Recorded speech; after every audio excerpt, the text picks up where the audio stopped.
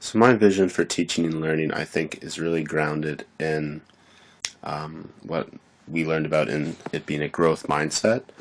I first kind of learned about that term last semester in Learning and Development, Jen's class, and I think that kind of really,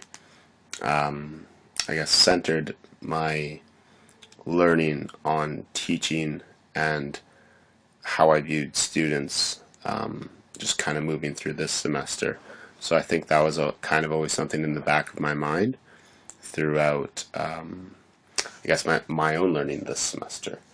So I think projecting that out into my teaching, I think I would really try and structure my lessons and my assessment through kind of Bloom's taxonomy to have students focus on how they can improve and how they can get better rather than trying to make it almost an end goal. So I would want everything to be process oriented as opposed to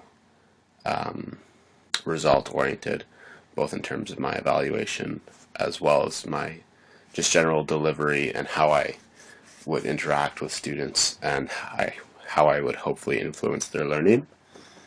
So I think that's how I would kind of view my teaching and how I would view the learner.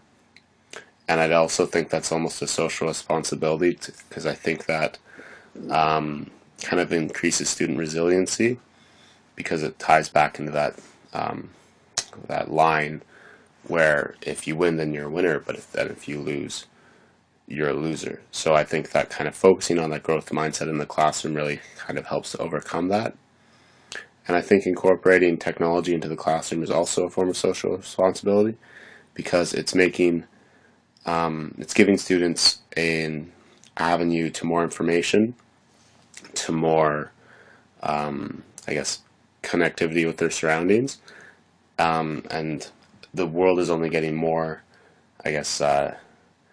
technologically dependent. So you're making students more able to communicate and just interact with their society. So as I went through this semester, here you can see me starting in week one. I just kind of talked about the different things that I kind of felt like were important to me week to week. So here you see just reflecting on the previous semester and how I thought something went well because I could see the progress students made. And then I go through the weeks and I talk about how peer-reviewed sources are important because it is a way to kind of reflect and develop professionally. And I also talk about growth mindset again, just discussing more of my familiarity with it.